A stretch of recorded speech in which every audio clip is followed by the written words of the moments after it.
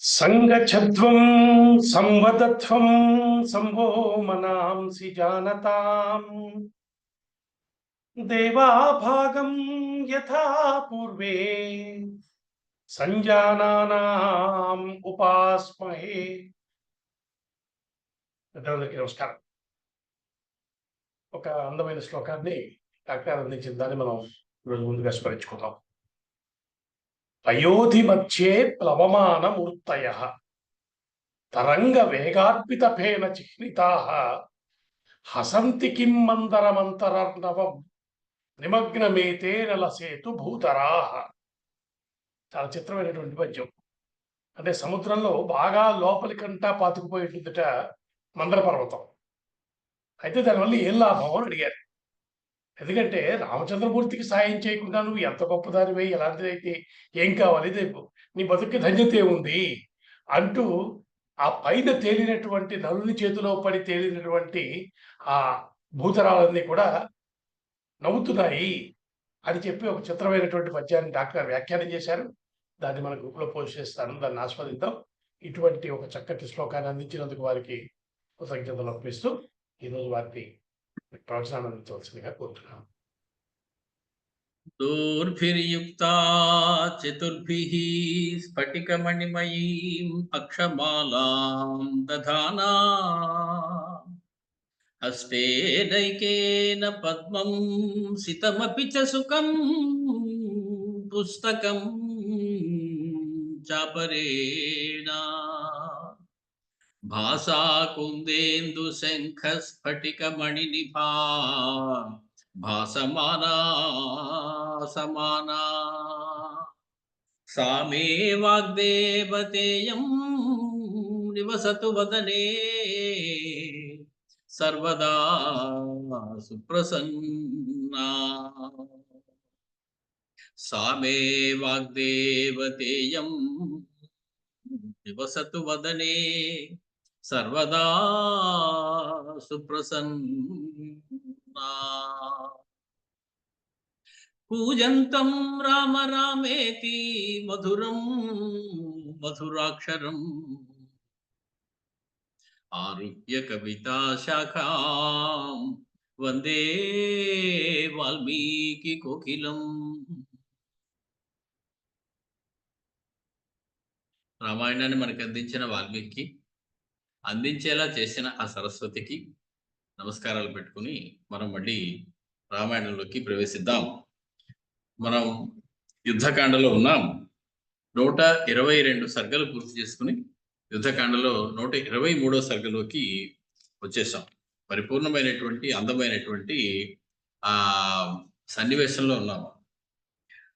రాముల వారు విభీషణ్తో చెప్పారు, ఉన్నటువంటి ఆ వానరులందరూ వెళ్ళిపోతున్నారు కదా, వాళ్ళకి కాస్త ఏదైనా నువ్వు బహుమతి ఏదైనా ఇచ్చి పంపించవా, పాపం ఆనందపడతారు చిన్నవాళ్ళు అంటే. అలాగే చేశాడు విభీషణ్. చక్కటి బహుమానాలు అందరికీ కూడా ఏర్పాటు చేశాడు.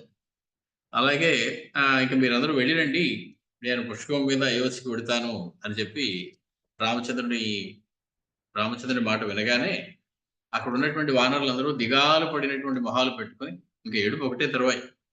అందరూ కూడా 2 చేతులు జోడించి ఒక్క మాటగా, మేము కూడా మీతో వస్తాం అనుకుంటున్నాం. అయోధ్య నగరాన్ని మేము కూడా చూడాలి. ఏ అయోధ్య నగరం పక్క నుంచి సరయూ నది పాకుతుందో, ఏ సరయూ నది తీరంలో మీరు బుడిబుడి అడుగులతోటి చిన్నప్పుడు నడిచారు, ఏ సరయూ నది వల్ల మనం ఇద్దరికి కూడా చెప్పుకున్నాం, సరయూ నది గంగా నది కన్నా ముందు వచ్చినటువంటి నది. గంగా నది ముందా సరయూ నది ముందా అంటే సరయూ నది ముందు, గంగా నది కన్నా ముందు వచ్చినటువంటి నది. కాబట్టి అటువంటి అద్భుతమైనటువంటి ఆ నదిని మేము చూడాలి. మీరు నివసించేటువంటి ఇల్లు మేము చూడాలి. మీరు నడిచినటువంటి ఆ నేల మీద మేము కూడా ఒకసారి నడవాలి అని చెప్పి వాళ్ళందరూ ప్రాధేయపడితే రామచంద్రుడు వాళ్ళందరినీ కూడా ఎక్కమన్నారు. వాళ్ళందరూ కూడా బిలబిలలాడుతూ అందరూ ఎక్కేశారు. 67 కోట్ల మంది వానరులు మాత్రమే ఎక్కారు. సీత, రాముడు, లక్ష్మణుడు, 4 అనుచరులతోటి విభీషణుడు, వీళ్ళందరూ కూడా ఎక్కారు. సరే, హనుమ, సుగ్రీవాదులు, జాంబవంతుడు, వీళ్ళందరూ కూడా చెప్పక్కర్లేదు. వీళ్ళందరూ కూడా ఆ దానిలో ఎక్కి విమానం మీద పైకి వెళ్ళడానికి సిద్ధపడుతూ ఉన్నారు. ఇక్కడ మనకి వెంటనే అనుమానం ఏమొస్తుందంటే, ఏమండి ఇంతమంది నిజంగా పడతారా? ఇది కేవలం కథ. ఒక రోజులో అంత దూరం అదేమన్నా ప్రయాణించగలదా? అది కథ. మా కుటుంబం మా చెవిలో పువ్వులు పెడుతున్నారా? ఇలాంటి కథలు రాస్తే ఎలా కుదురుతుంది? మేము నమ్మం అని చెప్పి అతి తెలివికి పోయేటువంటి కొన్ని ప్రశ్నలు మనకి వస్తూ ఉంటాయి. ఆహ్, చాలా పెద్ద పెద్ద వాళ్ళు కూడా ఇటువంటి అక్కర్లేనటువంటి ప్రశ్నలవి మనం చేయడం చూస్తాం. సివి వైద్య అని ఒక చాలా పెద్ద పండితుడు. ఆయన రాస్తాడు, "the idea that Ram went back to Ayodhya in one day in a vimana of Kubera strikes us as hyperbolical. It is not possible." అంటే పైగా ఇతను ఏమంటాడు, ఆహ్, ఒక చిన్న ఫుట్‌నోట్ పెట్టి, 'ది కాంక్వెస్ట్ ఆఫ్ పెరు' అనేటువంటి ఒక ఏదో పెరు దేశాన్ని జయించడం అనేటువంటిది ప్రెస్కాట్ అనేటువంటి వాడు ఎవడో ఒక గ్రంథం రాశాడు. ఆ గ్రంథంలో పల్లకీలో కూర్చోబెట్టి చాలా దూరం అందరూ మోసుకొని తీసుకెళ్ళిపోయారు అని రాశారు. కనీసం అలా చెప్పినా నేను నమ్ముతాను. అంటే ఏమిటి? ఎక్కడో పెరులో ఉన్న ఆ గ్రంథం మీద ఉన్నంత నమ్మకం రామాయణం మీద ఈయనకి లేదు. వాడేదో చెప్పాడు అది నిజం అనుకుంటున్నాడు వాడు. పల్లకీలో ఎక్కించి మోసుకెళ్ళిపోయారట. మీరు కూడా అలా చేస్తున్నారంటే నేను నమ్ముదును అనేటువంటి మాట రాశాడు. ఇది హైందవ మతానికి, సనాతన ధర్మానికి తగులుకున్నటువంటి ఒక దౌర్భాగ్యమైనటువంటి స్థితి. ఆహ్, మొత్తానికి ఆహ్, ఈ ఈ ఇలా పిచ్చివాగటలు మాట్లాడతారనే మహర్షి ముందే మనకి చెప్పారు. ఒక కండిషన్ పెట్టారు. రామాయణం నువ్వు ఎలా వినాలయ్యా? శ్రోతవ్యం అనసూయయా. అసూయ లేకుండా వినవయ్యా రామాయణాన్ని అన్నారు. అసూయ అనే మాటకి అర్థం ఏంటి? గుణేషు దోషావిష్కరణం అసూయ. గుణాన్ని దోషంగా చూడడం అనేది అసూయ. గొప్పగా ఉన్నదాన్ని గొప్పగా లేదు అని నీకు అనిపిస్తోంది అంటే అది అసూయ. మంచిగా ఒకడు పని చేస్తే దాని వెనకాల ఇంకోటి ఏదో ఉంటుంటుంది వాడి ఆలోచన. అందుకే ఆ దానం చేశాడు, ఆ మంచి పని చేశాడు తప్ప అసలు ఉద్దేశ్యం నిజంగా ఇద్దామనేమిటి అని అన్నాడనుకోండి. అంటే ఒక మంచిలో నువ్వు చెడును చూడగలుగుతున్నావు. అది నీ గొప్పతనం అది. దాన్ని అసూయ అంటారు. నువ్వు అసూయగ్రస్తుడివై ఉన్నావని అర్థం. కాబట్టి రామాయణం శ్రోతవ్యం అనసూయయా. మొత్తానికి రామచంద్రమూర్తి వాళ్ళు ఆ రకంగా విమానాన్ని ఎక్కారు అని తెలుసుకోవడంలో ఏమీ కూడా మనకి సందేహం అక్కర్లా. ఎందుకంటే ఇతర పురాణాల్లో అనేక చోట్ల అనేకమైనటువంటి విమానాల గురించి వర్ణన జరిగింది. ఒక రామాయణంలోనే కాదు. రామాయణం కన్నా ముందే విమానాలు ఉన్నట్టు మనకు తెలిసింది. రామాయణం నాటి విమానాలు ఉన్నాయని ఆశ్చర్యపోతాం. ఏమి రామాయణం నాటి విమానాలు గొప్పేం కాదు. అంతకన్నా చాలా ముందే ఉన్నాయి మంచి విమానాలు.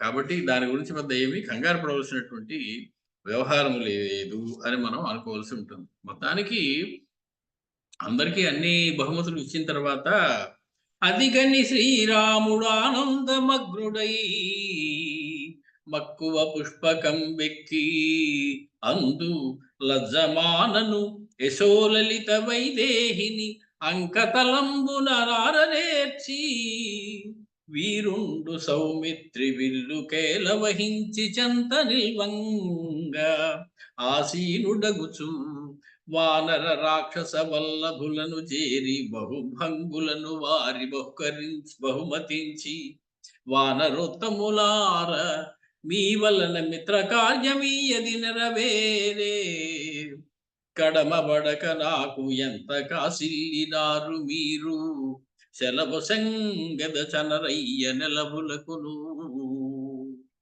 అనగానే వాళ్ళందరూ కూడా మేము వస్తా ఉన్నారు. తండ్రి ఏలిన ఆ రాజధానికి అయోధ్యకు పోవ ఇప్పుడు ఉత్సహించినాడ ఓ మిత్రజనులారా నాకు కరుణ సెలవు సంగగ విజ్ఞప్తి చేయువాడ. మీరు నాకు సెలవిస్తే నేను అయోధ్యకి వెళ్ళిపోతాను. మీరు మీరు మీ మీ ఇళ్ళకి వెళ్ళండి. రాముడిటుల్ వచింపగని కపిరాజును రాక్షస రాజునో దయాధామ భగవత్పురంబు కనగ తద్దయు కోరెదము అందు నేరిసేమేమి ఉపద్రవం విడక ఇచ్చచరించదమయ్య సద్వని స్తోమములన్ పురంబునను తోయజలోచన సమ్మతింపవే. మీ అయోధ్యకు వచ్చి మేమేమి పాడు చేయం. మాలో కోతి వచ్చిందంటే ఏదో బాడి చేసేస్తుంది, అక్కడ వెర్ర కొట్టేస్తుంది. రామచంద్ర, మేము అటువంటి పనులేమి చెయ్యమయ్యా. బుద్ధిగా ఉంటాము. మీ యొక్క అయోధ్యని మేము చూసి వెళ్తాము అని వారు పల్క, ధర్మాత్ముండు రాఘవుండు ఇనజ అసురేంద్రుల కిట్టులనియే. ఇనజ అసురేంద్రుల కిట్లనియే. ఇనజేంద్రుడు సుగ్రీవుడు, అసురేంద్రుడు విభీషణుడు. ప్రియము కంటెను మేలి ప్రియతరం విధియబ్బే, మిత్రవరేణ్యుల మిమ్ము కూడి మా పురికే గడి మహిత భాగ్యము కల్గే.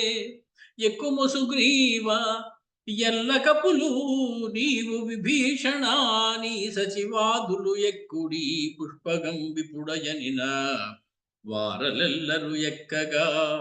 కౌబేరయానమాధరాధిపురాజ్ఞచే అభ్రవీరికెగసే హంసాన్వితంబై ఒసగునందు రాజరాజున వెలుగొందె రామ విభుడు. రాజరాజన వెలుగొందె రామ విభుడు. రాజరాట్ అనేటువంటి మాట రామచంద్రుడు ఆయన చెప్పుకున్నారు.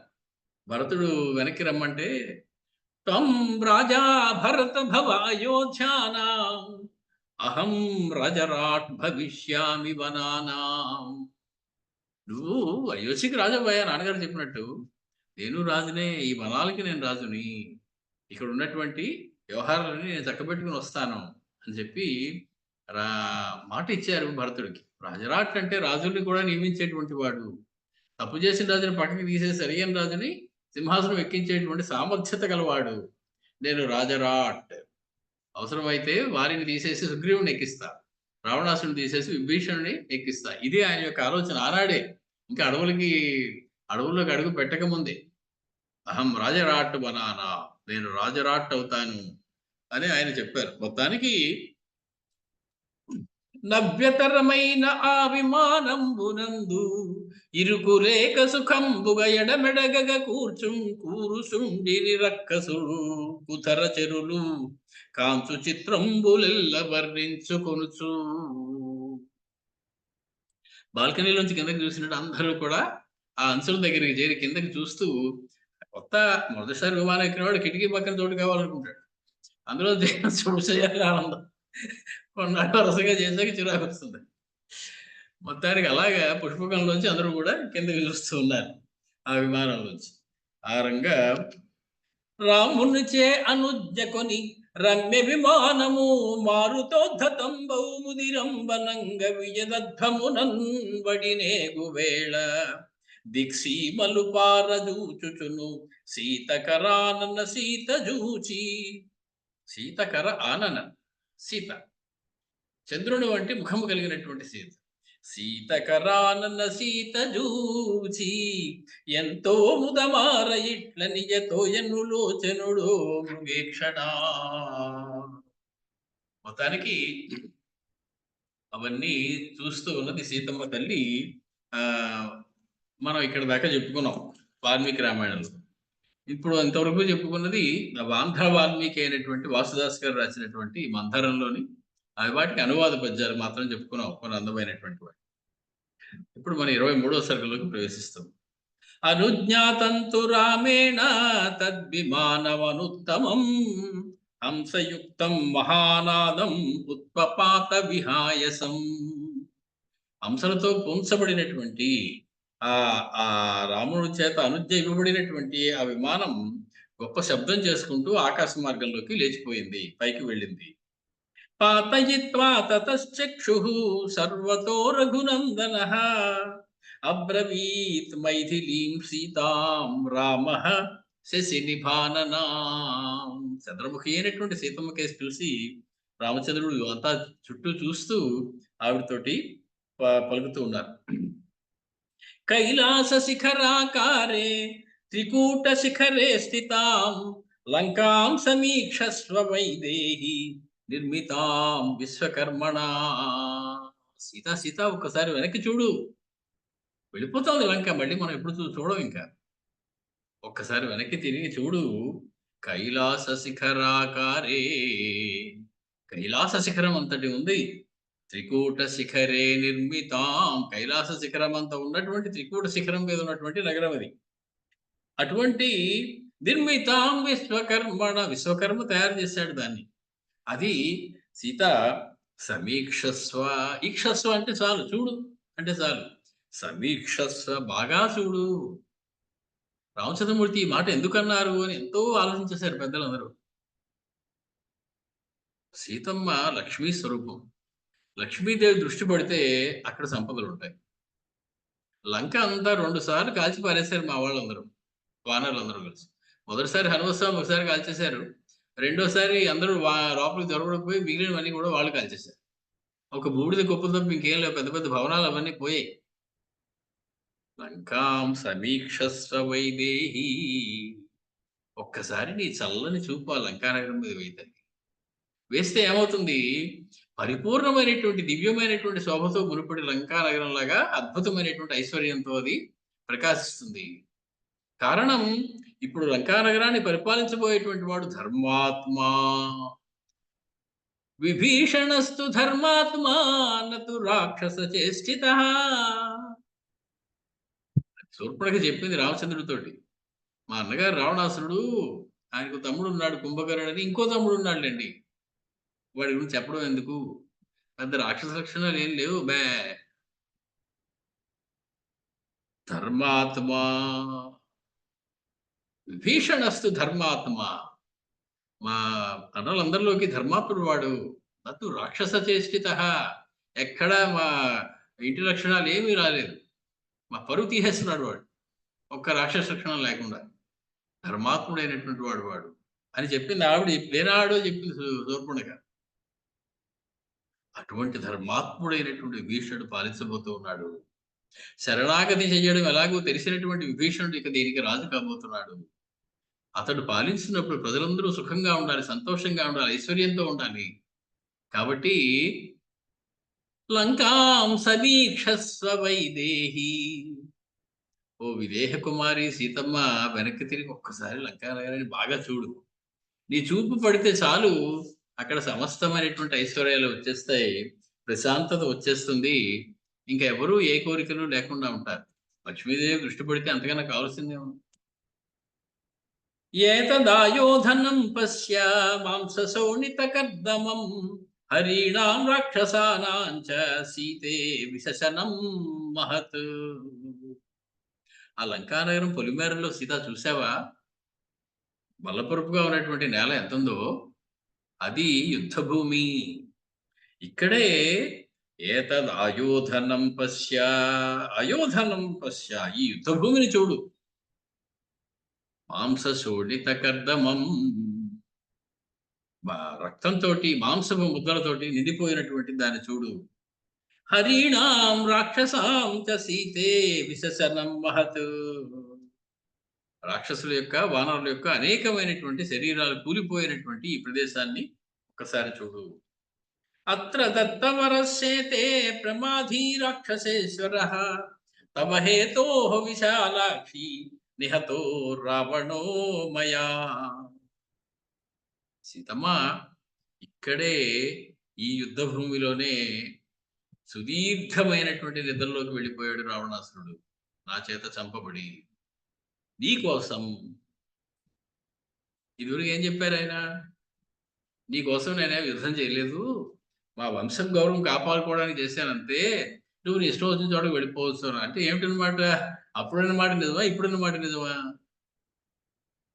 అప్పుడు ఎందుకు ఆ మాట అన్నారు, ఇప్పుడు ఈ మాట ఎందుకు అంటున్నారు? రామో దుర్నభాషతే, 2 మాటలు మనిషి కాదు కదా రాముడు. అప్పుడు అన్న మాట సీతాదేవి మీద ఈగ కూడా వాలకూడదని, సీతాదేవి మీద ఎవరూ మళ్ళీ వేలెత్తి చూపించకుండా ఉండేలాగా సీతమ్మ తన యొక్క పవిత్రతను నిరూపించుకునేటువంటి అవకాశం కలిగించేటువంటి మాట అది. ఇప్పుడు ఆ అవకాశం అవసరమేమీ లేదు, ఉన్నమాట చెప్తున్నారు ఇప్పుడు. తవ హేతోః విశాలాక్షి నిహతః రావణః మయా, నీ కోసం ఓ విశాలాక్షి, ఓ జానకి, రావణాసురుడు నా చేత చంపబడ్డాడు. విశాలాక్షి అనేటువంటి మాట ఎందుకు అనాలి? విశాలాక్షి అంటే ఈయన లయకారం కార్యం చేశాడు, ఈయన విశ్వేశ్వర రూపాన్ని చూపించాడు, కాబట్టి ఆవిడ విశాలాక్షి. ఓ విశాలాక్షి, నీ కోసం నేను ఆ రావణాసురుణ్ణి సంహరించాను సుమా అనేటువంటి మాట చెప్పారు రామచంద్రమూర్తి. కుంభకర్ణోత్ర నిహత, ఇక్కడే కుంభకర్ణుడు కూడా సంహరించబడ్డాడు. ప్రహస్తశ్చ నిశాచర, రాక్షసుడైనటువంటి ప్రహస్తుడు కూడా ఇక్కడే సంహరించబడ్డాడు. ధూమ్రాక్షశ్చ అత్ర నిహత, ఇక్కడే ధూమ్రాక్షుడు కూడా సంహరించబడ్డాడు. వనరేణ హనుమత, వానరుడైనటువంటి హనుమంతుడి చేత ధూమ్రాక్షుడు ఇక్కడే సంహరించబడ్డాడు. విద్యున్మాలీ హతశ్చాత్ర సుషేణేన మహాత్మనా లక్ష్మణేన ఇంద్రజిత్చాత్ర రావణి నిహతో రణే. ఇక్కడే ఈ పక్కన కొంచెం గుడి పక్కన చూడు, విద్యున్మాలి హతశ్చాత్ర, ఇక్కడ విద్యున్మాలి సంహరించబడ్డాడు సుషేణుడి చేత. సుషేణుడు మనకు తెలుసు, వాలి యొక్క మామగారు సుషేణుడు. లక్ష్మణేన ఇంద్రజిత్చాత్ర, ఇంద్రజిత్తు రావణి, రావణ కుమారుడైనటువంటి ఇంద్రజిత్తు లక్ష్మణేన నిహతహారణే అత్ర, ఇక్కడ ఇటుపక్క చూడు కొంచెం, ఇక్కడ ఇంద్రజిత్తుని మా లక్ష్మణుడు సంహరించాడు. రావణాసుని కుమారుడైనటువంటి ఇంద్రజిత్తుని మా లక్ష్మణుడు సంహరించాడు. అంగదేనాత్ర నిహత వికటో నామ రాక్షస, అంగదుడి చేత సంహరించబడ్డాడు వికట అనేటువంటి పేరు కలిగినటువంటి రాక్షసుడు. విరూపాక్షశ్చ దుష్ప్రేక్షో మహాపార్శ్వ మహోదరౌ అకంపనశ్చ నిహతో బలినోన్యే చ రాక్షసాః త్రిశిరాశ్చాతికాయశ్చ దేవాంతకనరాంతకౌ. అందరి పేర్లు గుర్తుపెట్టేసుకున్నారు రామచంద్రమూర్తి. వాళ్ళ జన్మలు ధన్యమైపోయాయి. రామచంద్రుడి నోటితో వాళ్ళ పేర్లు ఉచ్చరించబడ్డాయంటే వాళ్ళకి అంతకన్నా పుణ్యం ఏం కావాలి. ఆ అంగదుని చేత వికటుడు సంహరించబడ్డాడు. విరూపాక్షుడు, మహాపార్శ్వ మహోదరుడు, అకంపనుడు, త్రిశిరసుడు, అతికాయుడు, దేవాంతకుడు, నరాంతకుడు, వీరందరూ కూడా సంహరించబడ్డారు ఇక్కడే. యుద్ధోన్మత్తశ్చ రాక్షస ప్రవరావుభౌ, రాక్షస ప్రవరులైనటువంటి యుద్ధోన్మత్తుడు మత్తుడు. నికుంభశ్చైవ కుంభశ్చ కుంభకర్ణాత్మజౌ బలి, కుంభకర్ణుడి కుమారుడు అయినటువంటి ఇద్దరు నికుంభుడు కుంభుడు, వాళ్ళిద్దరు కూడా ఇక్కడే సంహరించబడ్డారు. వజ్రదంష్టశ్చ బహవో రాక్షసా హతాః మకరాక్షశ్చ దుద్ధర్షో మయాయుధి నిపాతితః. దంష్టుడు వీళ్ళందరూ కూడా వర్ణించబడ్డాడు. మకరాక్షుడు అనేవాడు కూడా నా చేతి ఇక్కడే సంహరించబడ్డాడు. సీత అకంపనశ్చ నిహతః శోణితాక్షశ్చ వీర్యవాన్ యూపాక్షశ్చ ప్రజంఘశ్చ నిహతౌతు మహాహవే. ఈ మహాయుద్ధంలో, పరమాద్భుతమైనటువంటి భయంకరమైనటువంటి యుద్ధంలో అకంపనుడు, విక్రీ పరాక్రమం కలిగినటువంటి శోణితాక్షుడు, యూపాక్షుడు, ప్రజంఘనుడు, వీళ్ళిద్దరూ కూడా సంహరించబడ్డారు. విద్యుజ్జిహ్వోత్ర నిహతః రాక్షసో భీమదర్శనః, భయంకరమైనటువంటి ఆకారం కలిగినటువంటి విద్యుజ్జిహ్వుడు కూడా ఇక్కడే, ఆ రాక్షసుడు కూడా ఇక్కడే చంపబడ్డాడు. యజ్ఞశత్రుశ్చ నిహతః సుప్తఘ్నశ్చ మహాబలః సూర్యశత్రుశ్చ నిహతః బ్రహ్మశత్రుస్తథాపరః. యజ్ఞశత్రువు, సుప్తశత్రువు, సూర్యశత్రువు, బ్రహ్మశత్రువు అనేటువంటి పేరు గల రాక్షసులందరూ కూడా ఇక్కడ సంహరించబడ్డారు.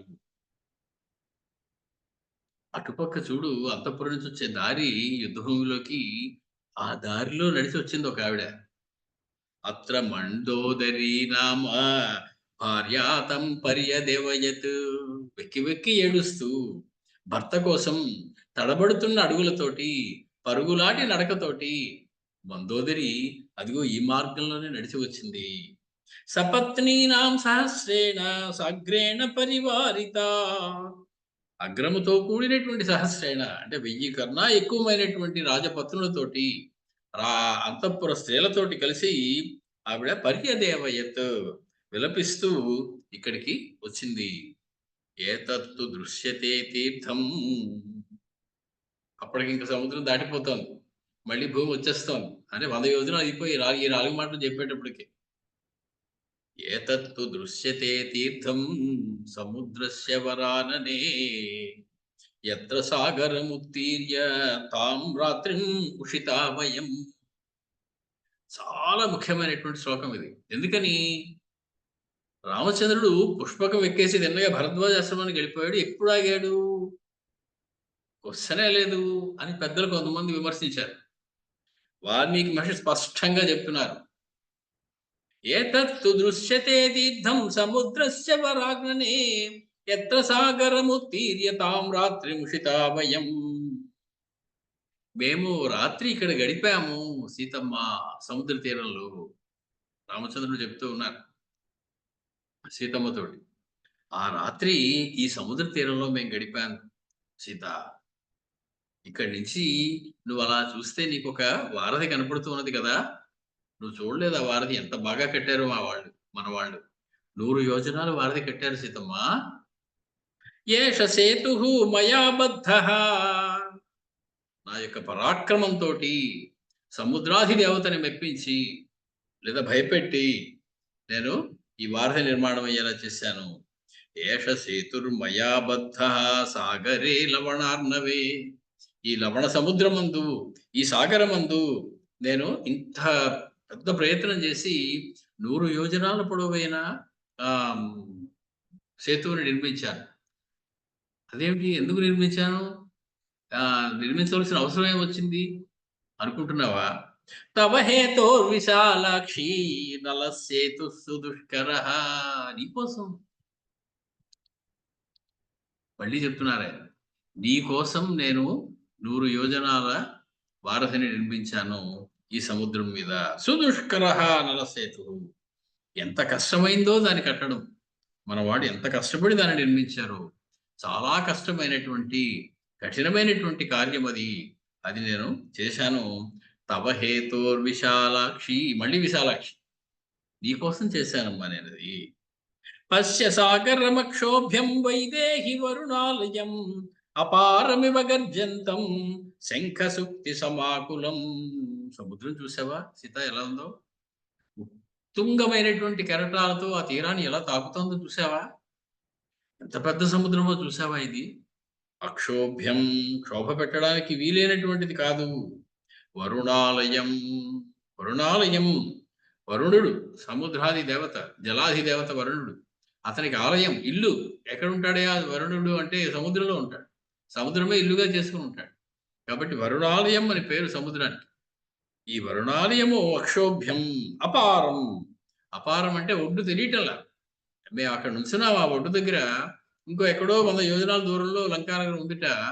అక్కడ వరకు అది మాకు కనపడటం లేదు. దాటడానికి వీలైనట్లుగా ఉన్నది అవతల ఒడ్డు. గర్జంతం, ఎంత శబ్దం వస్తోందో, ఎంత హోరో ఆ సముద్రం దగ్గర. శంఖ సుక్తి సమాకులం. శంఖాలతోటి, ముత్యపు చిప్పలతోటి నిండిపోయి ఉన్నటువంటి సముద్రం అది. తుంగమైనటువంటి కెరటాలు ఆ తీరాన్ని తాకుతూ ఉన్నాయి. అద్భుతమైనటువంటి సాగర ఘోష వినపడుతూ ఉన్నది. సాగరం పశ్య వైదేహి. ఒక్కసారి నువ్వు దాన్ని కూడా చూడు. ఎందుకని చూడాలి? సముద్రుడు అన్నవాడు సముద్రాది దేవత గడగడలాడిపోయి నాకు శరణని తాను నేను చెప్పిన పని నాకు సాయం చేశాడు కదా సీతమ్మ. అతను ఎప్పుడూ సుఖంగా ఉండాలి. అతనికి ఒక ఆశీర్వాదం మన ఇద్దరం ఇవ్వాలి. నేను ఆశీర్వాదం ఇవ్వడం కంటే నువ్వు నీ కంటితోటి ఒక్కసారి చూస్తే సరిపోతుంది. కాబట్టి నువ్వు ఒక్కసారి పశ్య, ఇంకొకసారి చూడు. చూడమని చెప్తున్నారు రాజులు స్పష్టంగా. ఆ లక్ష్మి యొక్క చూపు పడితే చాలు పరమైనటువంటి ఆనందము, ఐశ్వర్యము, ఆరోగ్యము అన్ని. కాబట్టి పశ్య వైదేహి వరుణాలయం. ఆ వైదేహి ఆ వరుణాలయాన్ని ఒకసారి చూడు. ఇంకొంచెం ముందుకెళ్ళేటప్పుడు కొన్ని విషయాలు మనం ఇక్కడ చెప్పుకోవాల్సిన ఉండిపోయాయి. ఏమిటి? రామచంద్రుడు అక్కడ అసలు ఏమన్నా ఆలయం కట్టారా? శివలింగ ప్రతిష్ఠ చేశారా? లేదా? దాని గురించి అక్కర్లో ఉన్నటువంటి అనేక రకములైనటువంటి కావలసినవి కొన్ని, అక్కర్లేని కొన్ని రకరకాలు అయ్యాయి. ఇక్కడ మనకి వాల్మీకి రామాయణంలో అక్కడ ఆ సేతు రామేశ్వరంలో రామచంద్రమూర్తి ఒక శివలింగాన్ని ప్రతిష్ఠ చేయలేదు. ఎందుకంటే వాల్మీకి మహర్షి ప్రతిష్ఠ చేశాడని చెప్పలేదు. కాబట్టి గట్టిగా మేము చెప్తున్నాం ప్రతిష్ఠ చేయలేదు అనేటువంటి వాళ్ళు కొంతమంది ఉన్నారు. మీరు వాల్మీకి రామాయణమే ప్రమాణంగా తీసుకుంటే అందులో లేనిది మాట్లాడకూడదు కదా. చెయ్యలేదు అని చెప్పాడు వాల్మీకి మహర్షి. పోని చెయ్యలేదు అనే మాట కూడా చెప్పలేదు కదా. మరి చెయ్యలేదు అని అంత గట్టిగా ఎలా చెప్పగలుగుతున్నావు? చేశాడు అని చెప్పలేదు, సరే మేము ఒప్పుకున్నాం. చెయ్యలేదు అనే మాట మాత్రం మీరు ఎలా చెప్పగలరు? వాల్మీకి చెప్పలేదుగా చేయలేదని. దానికి సమాధానం ఉండదు. వాల్మీకి ఒక కావ్యంగా రాశారు రామాయణం. కావ్యము అంటే దానికి కొన్ని మర్యాదలుంటాయి. దానికి కొన్ని పరిమితులుంటాయి. దానికి కొన్ని లక్షణాలుంటాయి. ఏదనుక్తం తదన్యతో గ్రాహ్యం. చదివేటప్పుడు ఎప్పుడు కూడా గుర్తుపెట్టుకోవాలి. ఏదైతే అక్కడ చెప్పబడలేదో అది ఇంకో చోట చెప్పబడి ఉంటే గనక దాన్ని అక్కడ తెచ్చుకోవాలి. యదనుక్తం తత్ అన్యతః గ్రాహ్యం. వేరే చోట నుంచి గ్రహించి దానితో సమన్వయం చేసుకోవాలి. ఆ సమన్వయం చేయడం చేత కాకపోతే మనకన్నీ తప్పులు, ఒప్పులన్నీ కూడా తప్పుల్లో కనపడతాయి. అది ఒక అనవసరమైనటువంటి వ్యవహారం అది. మొత్తానికి ఆహ్, రామచంద్రమూర్తి ఏతత్తు దృశ్యతే తీర్థం సముద్రస్య వరాననే యత్ర సాగరముత్తీర్యతాం రాత్రిం ఉషితా వయం. ఆ రాత్రి సముద్ర తీరంలో మేము గడిపాం సీతమ్మ అని చెప్పి, ఆ రామసేతువు ఉన్నటువంటి ఆ ప్రాంతంలో, ఆ ధనుష్కోటి అనేటువంటి ప్రాంతంలో, కోటి అనేటువంటి మాటకి ధనుస్సు యొక్క చిగురు భాగం అని అర్థం. ఇలా ఒక్కరుగా ఉండేటువంటి భాగం. 2 కోటిలు ఉంటాయి ధనుస్సుకి. ఆ ధనుష్ కోటి ఆ ప్రాంతం కూడా ఈ దానిలోంచి భూమి కొంచెం ముందుకు చొచ్చుకొచ్చి ఇలా వంకరగా ఉంటుంది. ధనుస్సు యొక్క చిగురు భాగం వలె ఉంటుంది. ఆ ప్రదేశానికి ధనుష్కోటి అనేటువంటి పేరు. చాలా పవిత్రమైనటువంటి, పుణ్యమైనటువంటి ప్రదేశం అది. అక్కడ రామచంద్రమూర్తి కట్టారు దాన్ని. ఏతత్తు దృశ్యతే తీర్థం సాగరస్య మహాత్మనః సేతుబంధ ఇతి ఖ్యాతం త్రైలోక్యేనాభిపూజితం. మనకి ఆనంద రామాయణం సారకాండ అనేటువంటి రామాయణం చెప్తాను. ఆనంద రామాయణం కూడా ఆర్ష రామాయణంలో ఒకటి. ఋషులు రాసినటువంటి రామాయణం. ఋషులు రాసినటువంటి ఏ రామాయణమైనా మనం నమ్మవలసిందే. అందులో సందేహం లేదు. ఋషులు అబద్ధాలు చెప్పరు. అది మొట్టమొదటి మనం గ్రహించవలసినటువంటి విషయం. ముగుసుకో కోసం కల్పించి కథలు రాయవలసిన అవసరం వారికి లేదు. అంత ఖాళీ కూడా వాళ్ళకి లేదు. వాళ్ళు ఉన్నది ఉన్నట్టు, చూసింది చూసినట్టు రాయడమే వారి యొక్క పని. కొందరు రాస్తారు, కొన్ని తక్కిన వాళ్ళు రాస్తారు. అంతేగాని అన్నీ ఒకడే రాసేయాలి అనుకోవడం కూడా సరి అయినటువంటి పని కాదు. కాబట్టి ఆనంద రామాయణకారుడు ఏం చెప్తున్నాడు? సీతమ్మ చూసావా ఈ సముద్ర తీరంలో సేతుబంధ ఇతి ఖ్యాతం ఏతత్తు దృశ్యతే తీర్థం. సేతుబంధ తీర్థము అని పేరు దీనికి, ఈ ప్రాంతానికి. త్రైలోక్యేనాభిపూజితం. ఈ ప్రాంతం ముల్లోకముల చేత కూడా పూజింపబడుతోంది సీతమ్మ. ఏతత్ పవిత్రం పరమం మహాపాతక నాశకం. ఇది పవిత్రమైనటువంటి ప్రదేశము, పరమమైనటువంటి తీర్థము, మహాపాతకాన్ని నాశనం చేసేటువంటిది అని చెప్పి రామచంద్రమూర్తి చెబుతూ ఉన్నారు. విభీషణుడు 2 చేతులు కట్టుకుని రామచంద్రమూర్తిని ఒక ప్రశ్న అడిగారు. నాకు డౌట్ అండి అంటూ ఉంటాం కదా. విభీషణుడికి ఒక డౌట్ వచ్చింది, ఒక సందేహం వచ్చింది. ఆయన 2 చేతులు కట్టుకుని రామచంద్రమూర్తి ప్రాంజలి ప్రార్థయామాస ధర్మజ్యోధ విభీషణ. రామచంద్రుడు విభీషణుడు ముందు ఒక ప్రశ్న అడిగారు. ఏమని? రామచంద్ర, పాతాళంలో అహిరావణుడు మహిరావణుడు అని 2 ఉంటారట. వాళ్ళని కూడా నువ్వు సంహరించి ఉంటే పోయేది. మా అన్నగారిని ఒక్కరినే సంహరించేసి వెనక్కి వెళ్ళిపోతున్నావేంటి? ఆ 2 దుర్మార్గులను కూడా సంహరించవచ్చు కదా అని అడిగారు. మనకి మైరావణ అని ఒక చలనచిత్రం ఉండేది చిన్నప్పుడు. అది చాలా అందంగా ఉంటుంది ఆ కథ అంతా కూడా. కానీ వాల్మీకి చెప్పినటువంటి కథ అయితే కాదు. ఇతర పురాణాల్లో ఉన్న కథ అది. వెంటనే రామచంద్రుడు నవ్వుతూ ఇలా అన్నట్టు ఆయనతోటి. పాతాళంలో ఒకప్పుడు రావణాసురుడు రామలక్ష్మణుడిద్దరిని బందీ చేసి పాతాళంలో దాచేశాడు అని, ఆ యుద్ధం జరుగుతున్న సమయంలో. అప్పుడు ఆ పాతాళంలోకి హనుమస్వామి వెళ్ళి వారిని ఇద్దరిని కూడా పైకి తీసుకొచ్చాడని. నువ్వు హనుమంతుడి ప్రభావాన్ని లోకానికి చూపించడం కోసం వాళ్ళిద్దరిని వదిలేసావు గాని, హనుమంతుడు వాళ్ళని సంహరించాలనే ఉద్దేశంతో. లేకపోతే నువ్వు సంహరించలేకనా అన్నారు విభీషణుడు. వెంటనే ఇలా ప్రశ్న ఒకటి అడుగుతున్నారు విభీషణుడు.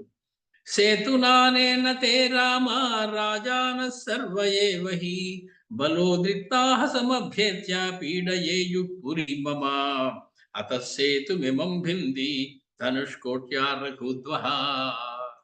రామచంద్ర, నాకు ఒక చిన్న అనుమానం అయ్యా. ఇప్పుడు ఈ సేతు కట్టావు కదా, బానే ఉంది.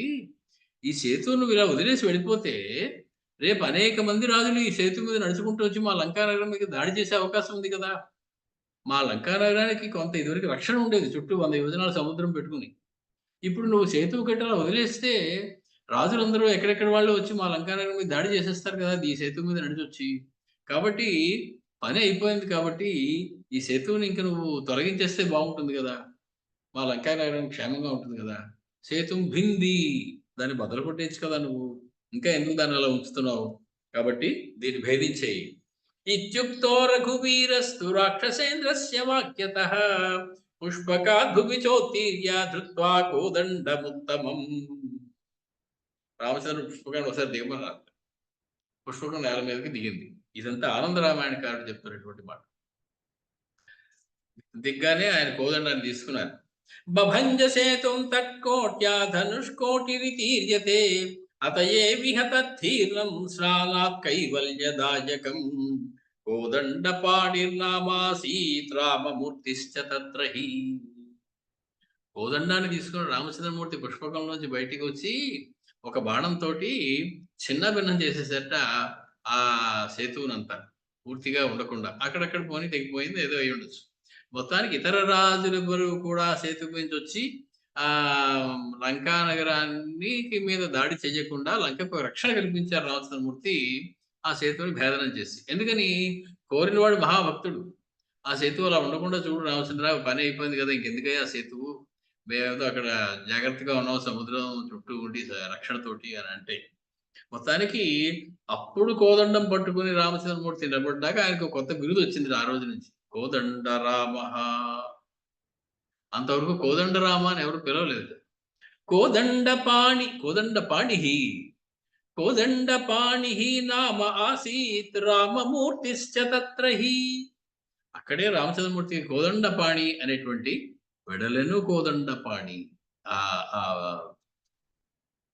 ఆ సేతువు మీద నడుస్తున్నప్పుడే. మొత్తానికి కోదండపాణి అనేటువంటి పేరు అక్కడ వచ్చిందయ్యా అని చెప్పి ఆ రామచంద్రమూర్తి చెప్పారు. అక్కడ రామచంద్రమూర్తి దిగగానే సమీయుశ్చ మహాత్మానో రామ దర్శన కాంక్షిణః ఋషయః దేవా గంధర్వాశ్చ సిద్ధాశ్చ సహచారణైః.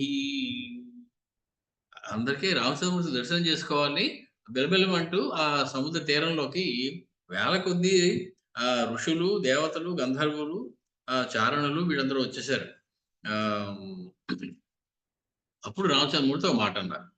రావణస్య వధాత్ విప్రా యత్ పాపం వై వర్తతే తస్య మే నిష్కృతిం బ్రూత పౌలస్యానుజస్య హి. ఓ బ్రాహ్మణోత్తములారా, ఓ ఋషులారా, బ్రహ్మ కులానికి చెందినటువంటి ఆ రావణాసురుని నేను సంహరించడం వల్ల నాకు ఏదైనా పాపం కలిగిందా? కలిగితే దానికి ఏమైనా ప్రాయశ్చితం నేను చేసుకోవాలా? దాన్ని మీరు నాకు సెలవు ఇవ్వవలసింది అని చెప్పి స్కాంద పురాణంలో కూడా ఈ ఘట్టం ఉంది. స్కాంద పురాణంలో కూడా రాముడు ఇదే ప్రశ్న అడిగారు అక్కడికి వచ్చినటువంటి ఋషులందరినీ. వాళ్ళు రాక్షసస్య వధాత్ సూత రావణస్య మహామునే బ్రహ్మహత్యా కథమభూత్ రాఘవస్య మహాత్మనః. సూతుడిని ఋషులందరూ అడిగారు ఒకసారి, రామచంద్రమూర్తి రావణాసురుని సంహరించడం వల్ల ఆయనకి ఏమైనా బ్రహ్మహత్య దోషం వచ్చిందా? రామచంద్రమూర్తి అంతటి వాడికి బ్రహ్మహత్య దోషం వస్తుందా అసలు అని చెప్పి వాళ్ళు ఒక ప్రశ్న ఒకటి వేశారు. వేస్తే వాళ్ళు సూతుడు చెప్పాడు వాళ్ళకి సమాధానం. బ్రహ్మ యొక్క పుత్రుడైనటువంటి వాడు, మిక్కిలి తేజస్సుతో ఉండేటువంటి పులస్సుడు అనేటువంటి వాడి యొక్క కుమారుడు విశ్రావసు. ఆ విశ్రావసు యొక్క కుమారుడు రావణ, కుంభకర్ణుడు, వీళ్ళందరూ కూడా. కాబట్టి శివలింగ ప్రతిష్టాంతం లోక సంగ్రహ కామ్యయా కురు రామా. ఒకవేళ దోషం రాదు నీకు, ఎందుకు వచ్చింది? దానికి ఏదో ప్రాయశ్చిత్తంలో ఒక చిన్న పని చేసేసుకుంటే అయిపోతుంది కదా. ఒకవేళ దోషం రాలేదా, నష్టమేమీ లేదు శివలింగ ప్రతిష్ఠ చేయడం వల్ల. దోషం వచ్చిందా? ఒకవేళ దోషం ఏదైనా ఉంటే పోతుంది. కాబట్టి అంటే వాళ్ళు కూడా చెప్పలేకపోతూ ఉన్నారు. రామచంద్రుడికి దోషం వస్తుందా? రాదా? అని. ఎలా వస్తుంది? రామచంద్రుడికి దోషం రావడం ఏమిటి? కాబట్టి వాళ్ళలో వాళ్ళు చర్చించుకుని పోనీ ఒక శివలింగ ప్రతిష్ఠ చేస్తే అన్ని విధాలా బావుంటుంది గదా! రామచంద్రమూర్తి నిలబడినటువంటి ఈ నేల ఒక దివ్య క్షేత్రం కావాలి. తరతరాలుగా ప్రజలందరూ వచ్చి ఇక్కడ రామచంద్రమూర్తిని స్మరించుకోవాలి. ఈ ధనుష్కోటి ప్రాంతం ఒక అద్భుతమైనటువంటిది కావాలి అని చెప్పి శివలింగ ప్రతిష్ఠాం త్వం కురు రామ, నువ్వు ఒక శివలింగాన్ని ప్రతిష్ఠ చేయవయ్యా. ఇసితృత్వావచో రామో మునీనాం తం మునీశ్వరాః కైలాసం ప్రేషయామాస హనుమంతం శివాలయం. సరే అలాగే ప్రతిష్ఠ చేస్తాను. ఏమయ్య హనుమ, ఒకసారి కైలాసానికి వెళ్ళి ఒక మంచి శివలింగం పట్టుకు రాగలవా అని అడిగారు హనుమత్ స్వామిని. శివలింగం సమానేతుం స్థాపనార్థం రఘుద్వహః కైలాసం ప్రేషయామాస హనుమంతం శివాలయం. శివుడు ఎక్కడ ఉంటాడో అక్కడికి వెళ్ళి ఒక శివలింగాన్ని పట్టమన్నారు. అంటే కైలాసం దాకా వెళ్ళి హనుమత్ స్వామి ఒక శివలింగాన్ని తీసుకొచ్చి అక్కడ ప్రతిష్ఠ చేయాలి. ఈ కథ అంతా పురాణంలో ఉన్నది, ఎవరు కల్పించాల్సింది కాదు. ప్రాప్తం ముహూర్తం విజ్ఞాయ మునదో రామ బబ్రువన్ రామ రామ మహాబాహో కాలహి కాలో హ్యత్యేతి సాంప్రతం. ఈయన కైలాసం దాకా వెళ్ళి ఆ శివలింగం తీసుకొచ్చే లోపుని వాళ్ళ ముహూర్తం కాస్త వచ్చేసింది, ప్రతిష్టా ముహూర్తం వచ్చేసింది. చేద్దామంటే ప్రతిష్ఠ చేయడానికి శివలింగం అక్కడ లేదు. ఇదంతా తెలియకుండానే హనుమస్వామి పంపారండి. ముహూర్తం లోపున హనుమస్వామి ఆ మాత్రం తేలేడా? జగన్నాటకం ఏదో జరుగుతూ ఉన్నది, ఒక ప్రణాళిక ప్రకారం జరుగుతోంది ఏదో. మొత్తానికి తదా సస్మార మనసి కౌస్తుభం రఘునందనః తావద్యయౌ మణి శీఘ్రం ఖాత్కోటి తపనోపమః తం బబంధ మణిం కంఠే కౌస్తుభం రఘునందనః. ఒకసారి రామచంద్రుడు కౌస్తుభ మణిని స్మరించుకున్నాడు. కౌస్తుభం అంటే ఏమిటి? విష్ణుమూర్తి దగ్గర ఉంటుంది, విష్ణుమూర్తి మెడలో ఉంటుంది అది. ఆయన స్మరించుకున్న క్షణంలో కోటి సూర్య సమ తేజస్సుతో కూడినటువంటి కౌస్తుభమణి ఆకాశం నుంచి కిందకు వచ్చేసి రామవారి చేతిలోకి వచ్చేసింది. ఆయన వెంటనే దాన్ని తన కంఠంలో ధరించారు. అంటే ఇప్పుడు రామచంద్రమూర్తి పరిపూర్ణమైనటువంటి విష్ణు అవతారంగా ఆ ప్రభావంతోటి అనేకమైనటువంటి ఆహ్, ఆహ్, ధనముతోటి ఆ స్మరణ మాత్రం చేత ఆ కౌస్తుభమణి అక్కడ ఒక దివ్యమైనటువంటి ఆలయాన్ని తయారు చేసేసింది. మణిరత్న ఖచ్చితమైనటువంటి ఆలయం అది. అనేకమైనటువంటి ఆభరణాలతోటి, గోవులతోటి ఉన్నటువంటి ఆలయం. అక్కడ రామచంద్రమూర్తి అనేకమైనటువంటి గోదానాలు చేశారు. మొత్తానికి సీతమ్మని అక్కడ సముద్ర తీరంలోకి వెళ్ళి సీతమ్మ ఒక చిన్న శివలింగం లాంటిది అక్కడ ఉన్నటువంటి ఇసుకతో తయారు చేసింది. సైకత లింగం అని పేరు దానికి. సైకతం అంటే ఇసుక. శివలింగం అది సైకత లింగం రామేశ్వరంలో. ఏతస్మిన్ మొత్తానికి అది అక్కడ నిర్మించారు, ప్రతిష్ఠ చేసేసారు సైకత లింగాన్ని. సైకతం స్థాపయామాస లింగం సీతా వినిర్మితం. సీత చేత తయారు చేయబడినటువంటి సైకత లింగాన్ని ఒకదాన్ని అక్కడ రామచంద్రమూర్తి విధి విధానంతో ప్రతిష్ఠ చేసేసారు. ఏతస్మిన్ అంతర్యే ప్రాప్త హనుమాన్. ఇదిగో తెచ్చేసారండి శివలింగం అనుకుంటూ ఇది ప్రతిష్ఠ అయిన క్షణంలో మరుక్షణంలో హనుమస్వామి అక్కడ ప్రత్యక్షమయ్యారు. ఇప్పుడు వచ్చేవిటే ప్రతిష్ఠ అయిపోయాక అన్నారు. ఏం ప్రతిష్ఠ చేశారు నాకు? ఇదిగో సైకతలింగం ప్రతిష్ఠ చేసాం, సీతమ్మ తయారు చేసింది. మరి నేను తెచ్చేసాను శివలింగం అన్నారు ఆయన. ఏతస్మిన్ అంతర్యే ప్రాప్తో హనుమాన్ ప్రాహ రాఘవం ఏకం త్వదర్థమానీతం తవాగ్రే కింకరోమ్యహం. ఇప్పుడు ఏం చేయమంటారండి? అక్కడి నుంచి పట్టుకొచ్చేసాను కైలాసం నుంచి. ఇంత పవిత్రమైనటువంటి శివలింగాన్ని ఇప్పుడు ఏం చేయమంటారు? నన్ను ఎక్కడ పెట్టమంటారు అని అడిగారు హనుమత్ స్వామి. రామచంద్రుడు చెప్తున్నారు, మయైతత్ స్థాపితం లింగం సముత్పాటయతం బలాత్. పంచి, ఇది సైకత లింగమే కదా, ఇలా అంటే పోతుంది అది. నువ్వు దాన్ని తొలగించేసాక ఆ ప్రదేశంలో నువ్వు తెచ్చినటువంటి శివలింగాన్ని మనం స్థాపిద్దాం.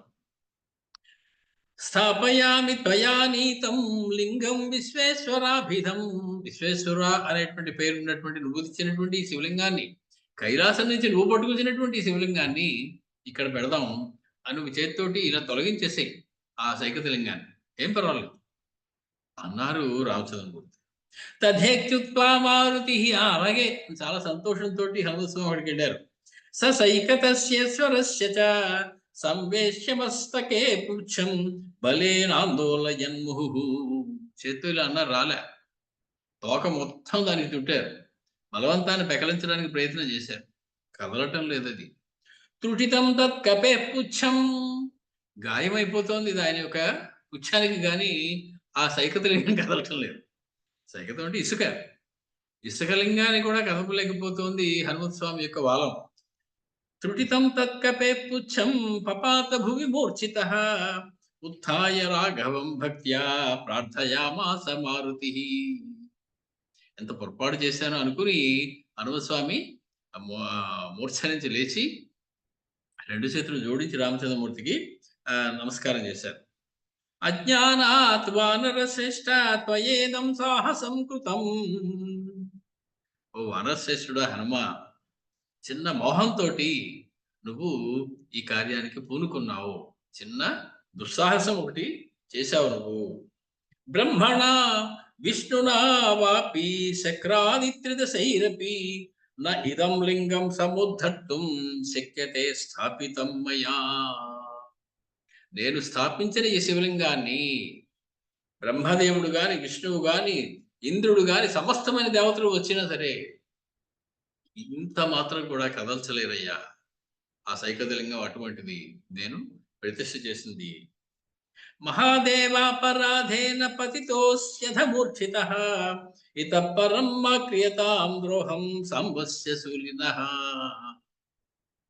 ఈ శివలింగాన్ని నిందించిన, ఈ శివలింగం తప్పు అనినా, ఇది రాముడి చేత ప్రతిష్ఠింపబడలేదు అనినా కూడా ఇటువంటి అపరాధం ఇంకెప్పుడు చెయ్యకుండా ఉండుగాక, ఇటువంటి ఎవరూ చేయకుండా ఉండుగాక అని చెప్పి ఇత్యుక్త్వా మారుతే లింగం స్వలింగోత్తర పార్శ్వతః స్థాపయిత్వాత్ర ప్రత్యేకం విశ్వనాథాభిధం పునః సంస్థాప్యాహత్ర తే లింగ పూజా ప్రథమతో భవేత్. ఆయన ముందు పెట్టినటువంటి ఆ సైకతలింగానికి కొంచెం ఉత్తర దిక్కుగా అక్కడే ఆ మందిరంలోనే హనుమస్వామి తెచ్చినటువంటి విశ్వేశ్వర లింగాన్ని కూడా ప్రతిష్ఠ చేశారు రామచంద్రమూర్తియే. చెప్పి ఆయనకు వరం కూడా ఇచ్చారు. ముందు విశ్వేశ్వర లింగానికే అభిషేకం జరగాలి ప్రతిరోజు, ఆ తర్వాతే నేను స్థాపించినటువంటి సైకతలింగానికి అభిషేకం జరగాలి. నువ్వు తెచ్చిన దానికేనయ్యా ముందు అభిషేకం అని చెప్పి హనుమస్వామిని చెప్పారు. మమ ఆదౌ పూజయత్యత్ర ఏన రాలింగముత్తమం రామేశ్వరాభిధం వీర తేషాం పూజా వృథా భవేత్. ఎవడైతే, ఏ మానవుడైతే మొట్టమొదట నీ లింగమునకు నువ్వు తెచ్చినటువంటి శ్రీలింగమునకు పూజ చేయకుండా నేను ప్రతిష్ఠ చేసినటువంటి సైకతలింగానికే పూజ చేస్తాడో వాడి పూజ వృధా అయిపోతుంది. కాబట్టి ఈ సైకతలింగానికి పూజ రెండవ పూజగా జరగాలి తప్ప నువ్వు తెచ్చినటువంటి దానికే, ఆ విశ్వేశ్వర లింగానికే ముందు పూజ జరగాలి. రెండో లింగానికి నేను పేరు పెడుతున్నాను, రామేశ్వరలింగం అనేటువంటి పేరు రామచంద్రమూర్తి చెప్పారు. ఈ రామేశ్వర లింగానికి రెండవ పూజ జరగాలి. బభూవ మారుతేర్నామ్నా తీర్థం పాప ప్రణాశనం రామః తత్కరోత్ పుణ్యం స్వనామ్నా తీర్థముత్తమం స్వనామ్నా లక్ష్మణశ్చాపి తీర్థం తత్ర చకారః. అక్కడ ఒక తీర్థాన్ని బలయించారు రామచంద్రమూర్తి. లక్ష్మణస్వామి పేరు మీద ఒక తీర్థాన్ని నిర్మించారు.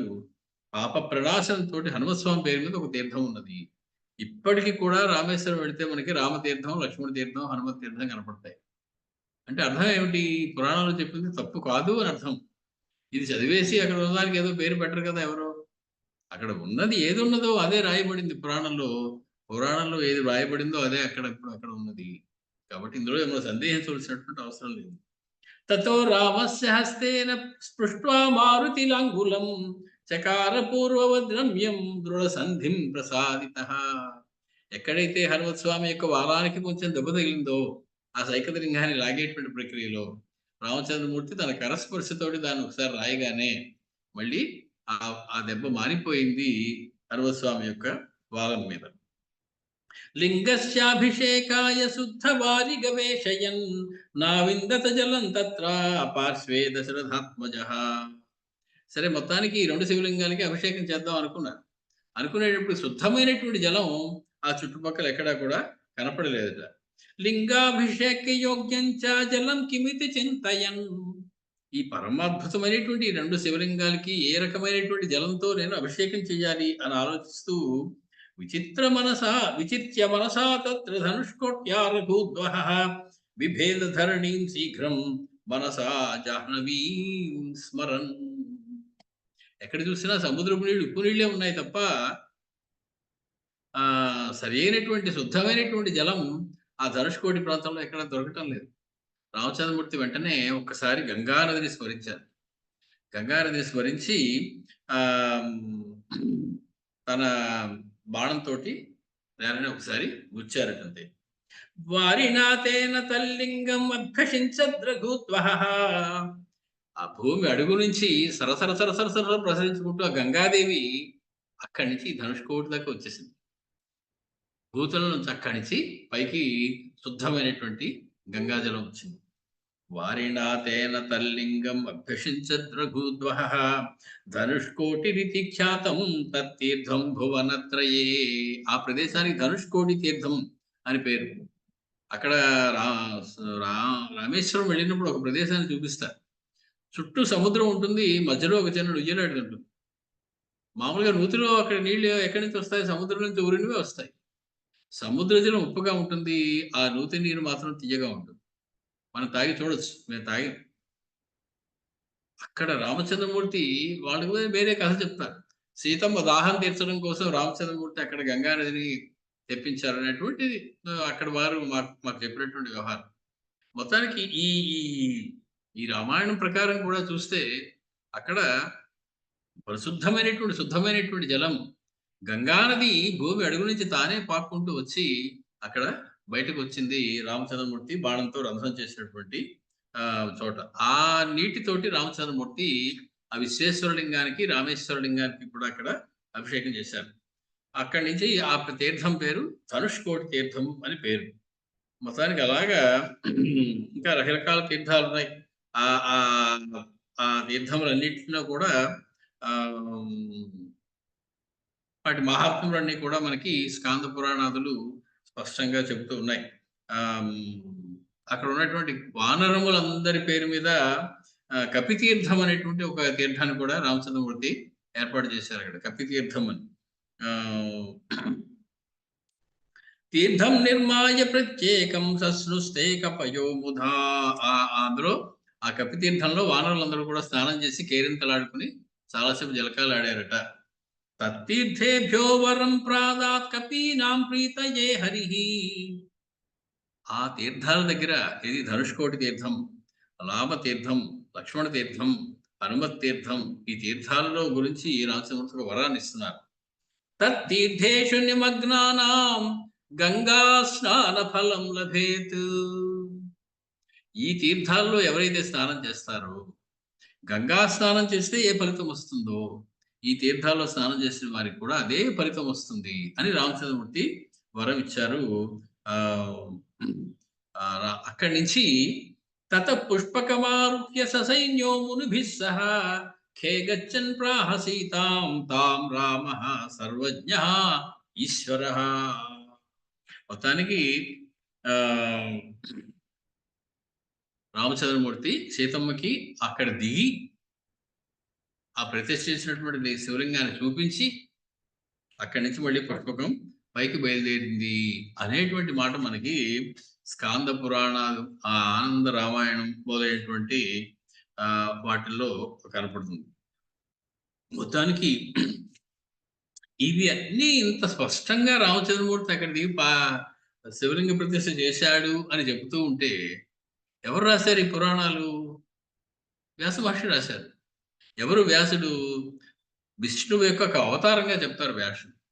మేము విష్ణువుని పూజిస్తాం కానీ విష్ణువు యొక్క అవతారమైనటువంటి వ్యాసుడి మాటలు నమ్మవండి అంటే అంతకన్నా దారుణం ఇంకోటి ఉండదు. నువ్వు విష్ణువుని పూజించినట్లయితే వ్యాసుడు చెప్పినటువంటి భగవద్గీత కావాలి, భాగవతం కావాలి, ఇతర పురాణాలు అక్కర్లేదు.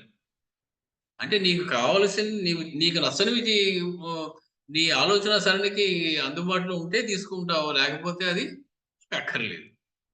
పురాణాలన్నింటినీ దౌర్భాగ్యం కొద్దీ 2 భాగాలు చేసేసారు. తామస పురాణాలు, సాత్విక పురాణాలు, రాజస పురాణాలు. పురాణం అనేది పురాపి నవం పురాణం. పూర్వకాలంలో చెప్పినప్పటికీ కూడా ఎప్పటికీ నిత్య నూతనమై ఉండేటువంటిది పురాణము. అది సత్యమే చెప్తుంది, నిజమే చెప్తుంది. పైగా ఇంకొక మాట ఏం చెప్పారు? పురాణం ఒకలాగా, ఇతిహాసం ఒకలాగా చెప్తే, ఇతిహాసం ఏం చెప్పిందో అదే తీసుకోవాలండి అన్నారు. నిజమే కావచ్చు, దానికి ఏదో ఒక ప్రమాణ వాక్యం ఉన్నది. కానీ ఇతిహాసంలో చెప్పనిది నువ్వు ఎలా చెప్తున్నావు? ఇతిహాసంలో ఏం చెప్పలేదు? రాముడు ఇక్కడ శివలింగ ప్రతిష్ఠ చేయలేదు అని చెప్పలేదు. మరి అది నువ్వు ఎలా చెప్తున్నావు? ఏ ప్రమాణంతో చెప్తున్నావు? ఇతిహాసంలో చెప్పిందే చెప్తానంటున్నావు. ఇతిహాసం చెప్పకపోతే నమ్మనంటున్నావు. ఇతిహాసంలో రామలింగ ప్రతిష్ఠ చేసినట్టుగా ఎక్కడ లేదంటున్నావు. లేదు, నిజమే. ప్రతిష్ఠ చెయ్యలేదు అనే మాట కూడా లేదు కదా! చేసినట్టు లేదు, చెయ్యనట్టు కూడా లేదు. మరి చెయ్యలేదని అంత గట్టిగా ఎలా చెప్తావు? ఇతిహాసం ప్రమాణం అంటావు పైగా. చెయ్యలేదు అనే మాట ఒకటి వాల్మీకి చెప్పేసి ఉంటే, పురాణంలో ఇది చేశాడని చెప్పినా, పురాణాల కన్నా ఇతిహాసమే ఎక్కువ ప్రమాణం అండి, మేము ఇతిహాసాన్ని నమ్ముతామని చెప్పొచ్చు. అక్కడ శివలింగ ప్రతిష్ఠ రామచంద్రమూర్తి చెయ్యలేదు అనే మాట వాల్మీకి అనలేదు. ఇతర పురాణాలు చేశారు అని ఉన్నది. కాబట్టి చెయ్యలేదు అనే మాట నువ్వు అనడానికి లేదు. వాల్మీకిని ప్రమాణంగా తీసుకున్నా కూడా చేయలేదనే మాట వాల్మీకి చెప్పనిది మనం చెప్తున్నాం. వాల్మీకి చెప్పిందే చెప్పాలి అనుకుంటే అక్కడ ఆ ప్రసక్తే ఎత్తుకోలేదు మహర్షి. ఎందుకంటే అది కావ్యం కాబట్టి. ఆ సందర్భం వేరు కాబట్టి. కాబట్టి ఇతర పురాణాల్లో చెప్పింది కూడా మనం స్వీకరించవలసి ఉన్నది. సనాతన ధర్మంలో వేదము, పురాణము, ఇతిహాసము, ఈ శాస్త్రములు ఇవన్నీ కూడా చెప్పేటువంటి విషయం ఒకటే. చెప్పేటువంటి పద్ధతులు వేరు. చెప్పేయడానికి కూర్చుని వినేటువంటి అధికారం వేరు. ఒక్కొక్కడికి ఒక అధికారం ఉంది. అందరికీ వేదం చదివే అధికారం ఉండదు. అందరికీ పురాణం వినే అధికారం ఉంది. అందరికీ మంత్రాలు పఠించే అధికారం ఉండదు. అందరికీ స్తోత్రాలు చదివే అధికారం ఉంది. ఏ స్తోత్రమైనా అందరూ చదువుకోవచ్చు. కాబట్టి ఎవరికి ఏది కావాలో వారికి అది ఇచ్చుకుంటూ వెళ్ళారు. పైగా ఏం చెప్తున్నారు? వేదం చదివి వేదమంత్రం చేస్తే ఎంత ఫలితమో, చక్కగా రామాయణాన్ని చదివితే అంతే ఫలితము. అయిపోయింది. నాకు వేదం చదవలేదని ఏడిచే కన్నా, అంతకన్నా సులువుగా ఫలితం వచ్చేటువంటి మార్గం ఉంది. అది పట్టుకుంటే అయిపోయిందిగా. ఎవ్వరిని కూడా మన తక్కువ చేయలేదు మన సనాతన ధర్మం. కష్టమైనటువంటి మార్గం కొందరికి చెప్పింది. సులువైనటువంటి మార్గం కొందరికి చెప్పింది. ఫలితం ఇద్దరికీ ఒకటే అనే మాట చెప్పింది. పొలంలో పని చేసుకునేటువంటి వాడు రోజు గుడికి రాలేడు. సమయం వృధా చేసుకోలేడు. వాడు ఎక్కడో ఉంటుంది గుడి. అందుకని ఏం చెప్పారు? గుడి గోపురం గనక నువ్వు కనపడితే దూరం నుంచి, గుడి గోపురం ఎత్తుగా కట్టేవారు పల్లెటూరులో.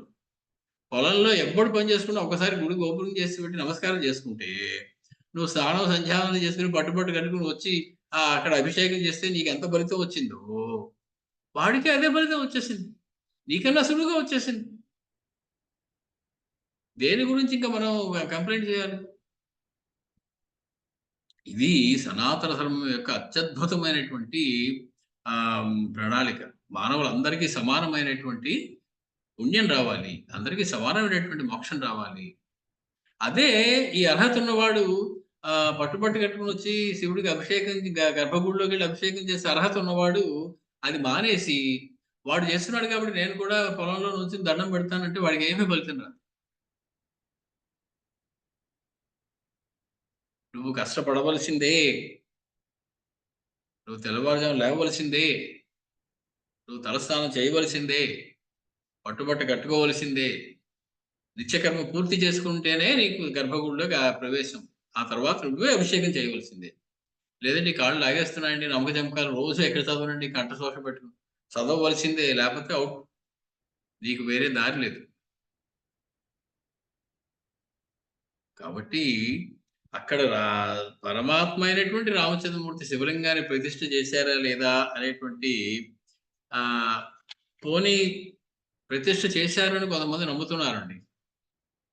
వాళ్ళందరినీ పిలిచి పెడితే చేయలేదే అంతా ఉట్టిదే అని చెప్పడం వల్ల మనకేమైనా ఒరిగిందా? ఏమైనా సాధించామా దానివల్ల? బుద్ధి భేదం న జనయేత్ భగవద్గీత చెప్పిన మొట్టమొదటి మాట. ఒకడు ఏదో వాడికి నచ్చిన పద్ధతిలో వాడు చేసుకుంటాడు. చేసుకోని వాడిని. నాకే అన్నీ తెలుసనుకుని వాడు తప్పు అని చెప్పి వాడిని మార్చడానికి ఎందుకు ప్రయత్నం చేయాలి? నువ్వు తరించే మార్గంలో నువ్వు తరించు. వాడు తరించే మార్గంలో వాడు తరిస్తాడు. అది అసలు తరించే మార్గమే కాదని వాడిని నువ్వు మార్చడానికి ప్రయత్నం చేయడం బుద్ధి భేదాన్ని తయారు చేసినట్టు. భగవంతుడికి నచ్చేటువంటి పని కాదది. మనం ఇదివరకు అనుకున్నాం ఒకసారి. ఒక ఏమీ చదివి పల్లెటూరు ఏమీ రాని చదువు సంధ్యలు లేని వాడి దగ్గరికి ఒకడు ఉత్తినే సమయాన్ని వృధా చేసుకుంటే ఒక పెద్దాయనొచ్చి, "నువ్వు ఇలా సమయాన్ని వృధా చేసుకుంటున్నావురా బాబు! చక్కగా బోలెడన్ని చేసుకోవాలి. మంత్రజపం చేసుకోవాలి. పరమాత్మను చేరాలి. నేను మంత్రం ఇస్తాను చేసుకో నువ్వు." ఎందుకని చెప్పి, "శ్రీ కృష్ణాయ నమః అనేటువంటి మంత్రం చేసుకోరా అబ్బాయి" అని చెప్పి వెళ్ళిపోయాడాయన. కొన్నాళ్ళ తర్వాత వచ్చాడు. వీడు చూస్తున్నాడు. వీడు చేసుకుంటున్నాడది. కానీ ఏమంటున్నాడు? శ్రీ తృష్ణాయ నమః అంటున్నాడు. కా పలకదు వాడికి. తా పలుకుతుంది. కకారం పలకదు. తకారమే పలుకుతుంది వాడికి. శ్రీ తృష్ణాయ నమః, శ్రీ తృష్ణాయ నమః అని చేసుకుంటున్నాడు. వీడు మళ్ళీ వచ్చి చూసాడు. దౌర్భాగ్యంరా నాయన నీకేదో తరిస్తావని చెప్పి శ్రీకృష్ణాయ నమః అనుకుంటే, కృష్ణాని కూడా పలకలేకపోతున్నావు. ఎందుకురా నీ బ్రతుకు? నువ్వు ఇంక బాగుపడే యోగ్యత నీకు లేదు. ఛీ! అని తిట్టుకుంటూ వెళ్ళిపోయాడాయన. ఆ రోజు రాత్రి అతగాడికి కృష్ణుడు కలలో కనిపించి, "నువ్వెందుకు వాడిని తిట్టావు? శ్రీతృష్ణాయ నమః అంటే ఎంత బావుందయ్యా ఆ పేరు. అస్తమాను కృష్ణాయ, కృష్ణాయ, కృష్ణాయ వింటూ నాకు చాలా చిరాకుగా ఉంది. ఎన్నిసార్లు విన్నా అందరూ అదే మాట. ఎంత బాగా అంటున్నాడు. శ్రీతృష్ణాయ నమః. శ్రీకి ఎవరి యందు తృష్ణ కలదో అట్టివాడు శ్రీకృష్ణుడు. శ్రీ యందు తృష్ణ ఎవరికి కలదో అతగాడు శ్రీకృష్ణుడు. నేను శ్రీతృష్ణుడిని అంటేనే నాకు బాగుందయ్యా శ్రీకృష్ణుడు అనే కన్నా. అన్న రోజే మర్నాడు వాడికి మోక్షం వచ్చేసింది. ఈయనింకా శ్రీకృష్ణాయ నమః, శ్రీకృష్ణాయ నమః ఎవరి తప్పులు సరిదిద్దుదామా? ఎవరిని ఉద్ధరిద్దామా అంటూ తిరుగుతూనే ఉన్నాడు. చేసేటువంటి పనిలో నమ్మకంతోటి చేసినప్పుడు మోక్షం వస్తుంది. ఎటువంటిదైనా సరే. ఒక చిన్న రాయిని పట్టుకొని ఇదే శివలింగం అనుకుని తరించిపోయిన వాళ్ళు ఎంతమందున్నారు. అది శివలింగం ఏంటయ్యా అని నవ్వేవాళ్ళు కొంతమందున్నారు. మన యొక్క త్రికరణ శుద్ధిగా అది పరమాత్మ అనుకుంటే పరమాత్మ అవుతుంది. అందులో ఏమీ సందేహం లేదు. కాబట్టి రామేశ్వరంలో ఒక లింగం ఉన్నది. అది రామేశ్వర లింగము. అది సాక్షాత్ రామచంద్రమూర్తియే ప్రతిష్ఠ చేశారు అనుకోవడంలో నష్టమేముందండి? రాముడు శివుడిని ప్రతిష్ఠ చెయ్యడు. ఎందుకంటే రాముడు శివుడి కన్నా గొప్పవాడు. శివుడికి పూజించబడే అర్హత లేదు. ఇటువంటి అక్కర్లేని మాటల వల్ల వస్తాయి ఇవన్నీ. రామచంద్రమూర్తి అగస్త్యుడికి నమస్కారం చేశారు పాదాలకి. ఒక మానవుడికే నమస్కారం చేశారే రామచంద్రమూర్తి. శివుడికి నమస్కారం చేస్తే తప్పా అండి? అహల్యమాత రాయి నుంచి శిలలా ఉన్న అహల్యమాత మళ్ళీ మామూలుగా అవ్వగానే మహాపాతివ్రత్య తేజస్సుతో వెలిగిపోతుంటే ఆవిడ పాదాలకు నమస్కారం చేశారు రామచంద్రమూర్తి. ఒక స్త్రీకి నమస్కారం చేసినటువంటి రామచంద్రమూర్తి. అది కూడా ఒక కళంకం ఉండి దాని నుంచి బయటపడినటువంటి స్త్రీకి నమస్కారం చేసిన రామచంద్రమూర్తి. శివుడికి నమస్కారం చేస్తే పొరపాటండి? తప్పా అండి? ఆయన తగ్గిపోతారా శివుడి కన్నా? రామచంద్రమూర్తి ఎప్పుడు అలా అనుకోలేదు. శివుడు ఎప్పుడు అలా అనుకోలేదు. ఈ అనుకోవడాలన్నీ అక్కర్లేని మనకే వస్తున్నాయి. తరించేటువంటి మార్గం మూసుకుపోయేలా చేస్తుందట కలి అనేది. కలి అంటే గురువుగారు చెప్తుంటారు. కలిసి బతకనివ్వని కాలం పేరు కలి. కలి అంటేనే అది. కలిసి ఉండనివ్వదు ఎవరిని. భేదాలు సృష్టిస్తుంది. మనుషుల్ని విడగొడుతుంది. శాస్త్రం ప్రకారమో నువ్వు నమ్మిన సిద్ధాంతం మీదో మనుషుల్ని విడగొడుతుంది. నేను చేసినదే సరి అయినది. నేను పూజించిన దేవుడే దేవుడు. తక్కిన వాళ్ళు ఎవరు దేవుళ్ళు కాదు. అలా చెప్పే మతాలు 2 ఉన్నాయి. మనం కూడా అలా దిగజారిపోవడం ఎందుకండి? నేను పూజించిన దేవుడు తప్ప రెండో వాడు దేవుడే కాదు. ఇతనికన్నా తక్కువ అనేటువంటి ఆలోచన వచ్చింది అంటే, నేను పూజించే దేవుడిని పూజించకపోతే సంహరించేసేయి అనే మతం ఒకటుంది. వాళ్ళకి మనకి తేడా ఏముంది?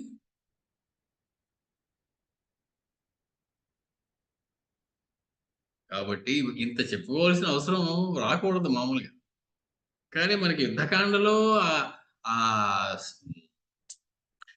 సముద్ర తీరం దగ్గర సేతు బంధనం జరిగినటువంటి చోట, ఆ తీర్థంలో ధనుష్కోటి అనేటువంటి చోట ఉంది. ఇక్కడ నేను సేతువుని కట్టాను అని రామచంద్రమూర్తి చెప్పిన తర్వాత ఆహ్, మనం చెప్పుకోకుండా ఎలా ఉంటాం? ఇన్ని విషయాలు ఉండగా, ఇతర పురాణాలు ఇంత చెప్పబడి ఉండగా. కాబట్టి సరే, ఇంకెవరిష్టం వారిది. అయినా మేమేమి నమ్మం. మేము చెప్పిందే నిజము అనుకునేటువంటి వాళ్ళని అలా వదిలేయొచ్చు. మనం అంతకన్నా ముందుకు వెళ్ళనవసరం లేదు. మన పని మనం చేసుకోవడం ముఖ్యం. హిరణ్యనాభం శైలేంద్రం కాంచనం పశ్య మైథిలీ. సీతమ్మకి చూపిస్తున్నారు. సీతమ్మ అదిగో చూడు మైనాక పర్వతం. మైనాక పర్వతానికి హిరణ్యనాభం అనే పేరు కూడా ఉంది. ఆ మైనాక పర్వతం చూసావా? విశ్రమార్థం హనుమతో భిత్వా సాగరముత్థితం. పాపం హనుమకి ఆతిథ్యం ఇవ్వడానికి అడ్డం వస్తే తన వక్షస్థలంతో దబ్బేరని గుద్ది దాన్ని పగలగొట్టేశారయ్యా హనుమత్ స్వామి. పగలగొట్టేశారు తల్లి సీతమ్మ. అంత పట్టుదల ఉన్నటువంటి వాడు మన హనుమ. పక్కనే కూర్చొని వింటున్నారు ఆయన హనుమ ఇలా 2 చేతులు కట్టుకుని. ఆయన చేసిన ఘనకార్యం చేతికి చూపిస్తూ చెప్తున్నారు ఆయన మైనాక పర్వతం గురించి. ఏతత్ కుక్షౌ సముద్రస్య స్కంధావార నివేశనం అత్ర పూర్వం మహాదేవః ప్రసాదం అకరోత్పురం. ఈ సముద్ర మధ్యంలో ఈ ప్రాంతం ఇప్పుడు నువ్వు చూస్తున్నది సీతమ్మ. ఇక్కడ అంటే ఈ సేతు మధ్యలో మన సేన అంతా విడిది చేసింది. ఈ సేతు మీద నడుచుకుంటూ వచ్చింది. ఇక్కడ ఈ ఆ రామేశ్వర తీర్థం దగ్గర ఇక్కడ సేతు నిర్మాణం చేసే ముందు అది నిర్విఘ్నంగా జరగడం కోసం రామచంద్రమూర్తి శివలింగాన్ని ప్రతిష్ఠ చేశారు అనేటువంటి కొన్ని రకమైనటువంటి వ్యాఖ్యానములు కూడా మనకు కనపడుతున్నాయి. కానీ రామచంద్రమూర్తి స్వయంగా ఆయనే చెప్తున్నారు. అత్ర అంటే ఇక్కడ, ఎక్కడ? ఈ సేతుబంధ క్షేత్రంలో, ఈ ధనుష్కోటి క్షేత్రంలో, ఈ రామేశ్వర తీర్థంలో పూర్వం ఇదివరకి అంటే మేము నీ కోసం వెతుక్కుంటూ తిరుగుతున్న రోజుల్లో అప్పుడు మహాదేవ మహాదేవుడు. మహాదేవుడు అంటే ఒకడే ఉంటాడు. మహాదేవ శబ్దం ఏమీ చెప్పకుండా ఉంటే సాక్షాత్తు పరమశివుడు అని అర్థం. మహాదేవ ప్రసాదం అకరోత్ ప్రభు. నా మీద అనుగ్రహం చూపించాడు మా సీతమ్మ పరమేశ్వరుడు ఇక్కడ అని చెప్తున్నారు రామచంద్రమూర్తి వాల్మీకి రామాయణంలో. ఆ సేతు బంధం దగ్గర జరిగిన ప్రదేశంలో సీతమ్మ ఇక్కడే పరమేశ్వరుడు నా మీద అనుగ్రహం చూపించాడు. రామచంద్రమూర్తి స్పష్టంగా ఆయన మాటలతో చెప్పారు అని వాల్మీకి మహర్షి చెప్పారు. అప్పుడు ఏమనాలి మనం? అందుకే ప్రతిష్ఠ చేస్తుంటారండి. ప్రతిష్ఠ చేయగానే శివుడు సంతోషించి నిర్విఘ్నంగా వారధి కట్టడం కోసం అనుగ్రహించి ఉంటారండి అనుకోవాలి మనం. కానీ అలా అనుకుంటే ఎలాగా? మహాదేవుడు అంటే శివుడు కాదు అనేసారు అంతే. మరి మహాదేవుడు అంటే ఎవరయ్యా అన్నారు. మహాదేవుడు అంటే గోవిందరాజులని ఒక పెద్ద ఆయన చాలా అందమైనటువంటి వ్యాఖ్యానం రాశారు సార్, సంస్కృత వ్యాఖ్యానం. కాకపోతే కొంచెం శివద్వేషం ఉన్నది. అగస్త్య వృత్తాంతంలోనూ అలాగే రాశారు. శివుడికి పూజ్య అర్హత లేదనే మాట రాశారు. అలాగే ఇక్కడ కూడా వారు మహాదేవుడు అనే మాటకి సముద్రుడు అని అర్థమయ్యా అనేసారు అంతే. ఎవరు చెప్పారు? నేనే చెప్తున్నా. ఇంకోటి చెప్పేది ఏమిటి నాకు? ఏ శాస్త్రమైనా, ఏ పురాణమైనా, ఏ స్తోత్రమైనా, ఇంతకు ముందు రాసిన వాళ్ళు ఎవరైనా మహాదేవుడు అంటే సముద్రుడు అనే మాట చెప్పారా? చెప్పలేదు. నాకు అలా అనిపిస్తోంది. నేను శివుడిని ఒప్పుకోను కాబట్టి మహాదేవుడు అంటే సముద్రమయ్యా అని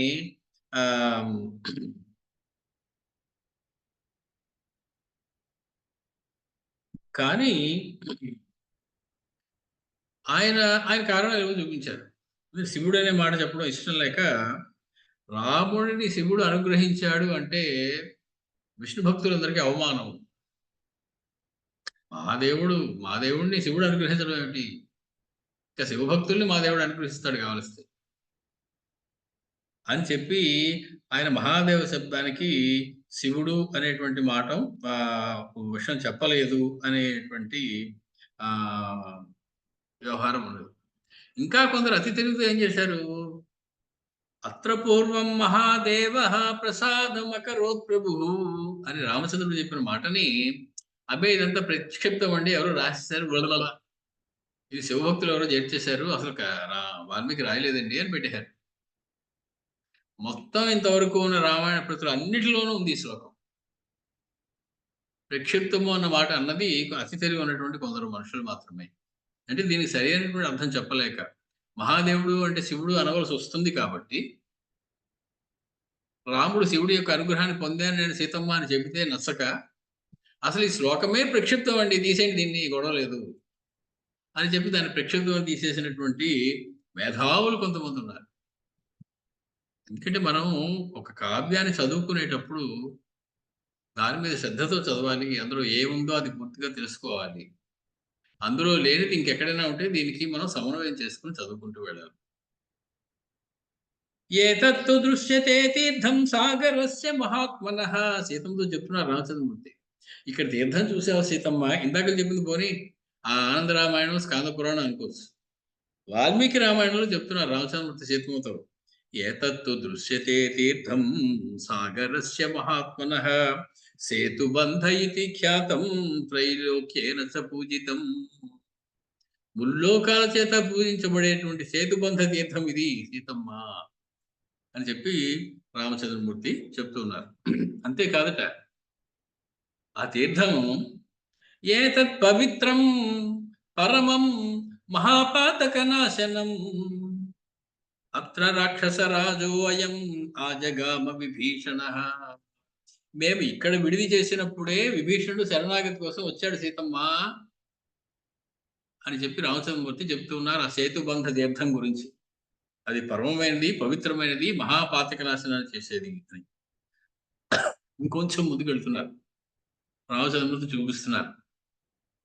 ఏషాసా దృశ్యతే సీతే. ఇక్కడ బాగా అడవులు అవన్నీ కనపడుతున్నాయి. చూసారు, సముద్రం దాటేశారు, వారధి కూడా దాటేశారు, రామేశ్వరం దాటేశారు. ఇంకా ముందుకు వచ్చేస్తుంది పుష్పకం మిక్కిలి వేగంగా. కిష్కింధా చిత్రకానన. ఈ ఇంత అందమైనటువంటి అడవులు ఉన్నటువంటి ఈ ప్రదేశం సీత, దీన్ని కిష్కింధ అంటారు. సుగ్రీవస్య పురీ రమ్య. సుగ్రీవుని యొక్క రాజధానిది, సుగ్రీవుడు దీనికి రాజు. ఎత్ర వాలి మయాహత. ఇక్కడే నేను నీ కోసం మహాబలవంతుడైనటువంటి వాలిని సంహరించాను. అధ దృష్ట్వా పురీం సీతా కిష్కింధాం వాలి పాలితాం అబ్రవీత్ ప్రశ్రితం వాక్యం రామం ప్రణయ సాధ్వసా.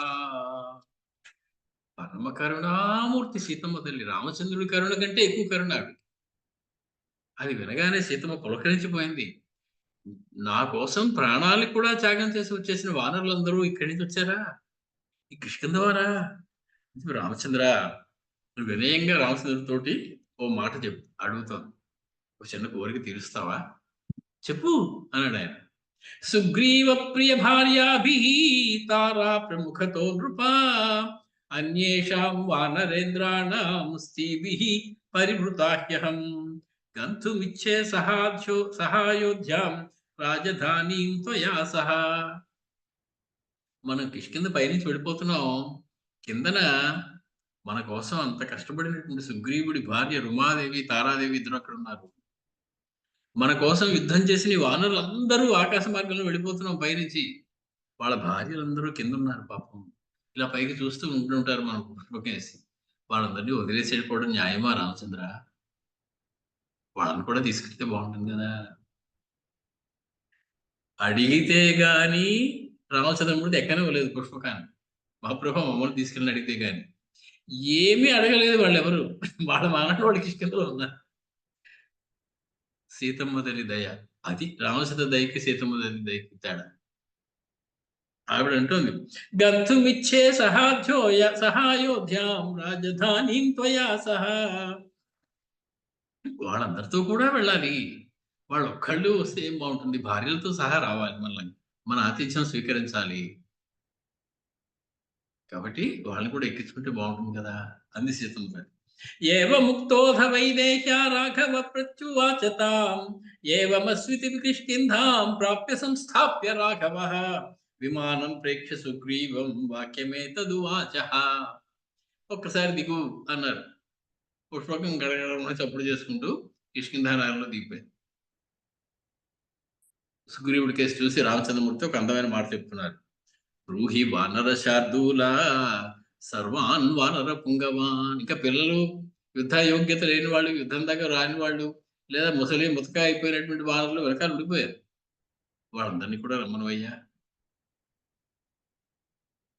బ్రూహి వానర శార్దూల సర్వాన్ వానర పుంగవాన్ స్త్రీభి పరివృతా సర్వే అయోధ్యాం యాంతు సీతయా. వాళ్ళందరినీ ఎక్కించు, ఆడవాళ్ళందరినీ రమ్మను, ఈ వానర భార్యలందరినీ రమ్మను. సీతతో పాటు వాళ్ళందరూ కూడా ఇంకా అయోధ్య నగరంలోకి ప్రవేశించాలి. తథా త్వమపి, అలాగే నువ్వు కూడా, సర్వాభిః స్త్రీభిః సహ మహాబల అభిత్వరస్వ సుగ్రీవ గచ్ఛామః ప్లవగాధిపా. అలాగే నువ్వు కూడా సమస్తమైనటువంటి వానర స్త్రీలతోటి, ఈ భార్యలతోటి వచ్చి త్వరగా ఈ పుష్పకంలో కూర్చొని ఆయన. ఏవముక్తస్తు సుగ్రీవో రామేణామిత తేజసా వానరాధిపతి శ్రీమాన్ తైస్స సర్వై సమావృతః ప్రవిశ్యాంతఃపురం శీఘ్రం ద్వారాముద్వీక్ష సోబ్రవీత్. పరుగు పరుగున విమానం దిగి అంతఃపురంలోకి పరిగెత్తాడు సుగ్రీవుడు. తారాదేవి ఉంది అక్కడ అంతఃపురంలో. ప్రియే, తారాదేవితో చెప్తున్నాడు సుగ్రీవుడు, ప్రియే త్వం సహనారీభిః వానరాణాం మహాత్మనాం రాఘవేణ అభ్యనుజ్ఞాత. రామచంద్రమూర్తి అనుజ్ఞ ఇచ్చాడమ్మా, రమ్మన్నారమ్మా నిన్ను. ఇంకా ఇలా ఉన్నావేమిటి, వచ్చేసేయి. సమస్తమైనటువంటి వానర స్త్రీలను తీసుకొచ్చేసేయి. ఎందుకని? మైథిలి ప్రియ కామ్యయా. ఆ మైథిలమ్మ సీతమ్మ మిమ్మల్ని అందరినీ రమ్మంది. మిమ్మల్ని ఆహ్వానించింది మైథిలమ్మ. ఎక్కడి మైథిలి, ఎక్కడ మనం, ఎక్కడి రామచంద్రుడు, ఎక్కడి నేను? మిమ్మల్ని అందరినీ తోడు రమ్మని మైథిలి తన నోటితో తను ఆహ్వానించి చెప్పిందమ్మా. పదండి, త్వర, గబగబాలే. త్వమభిగచ్ఛామో గుహ్య వానరయోషితః. సమస్త వానర స్త్రీలను తీసుకుని నువ్వు వచ్చేసేయి. అయోధ్యాం దర్శయిష్యామః. అయోధ్యను చూద్దాం, చాలా బాగుంటుంది అయోధ్య. మా రామచంద్రమూర్తి పుట్టిన ఊరట, సరయూ నది ప్రవహించే ప్రదేశమట.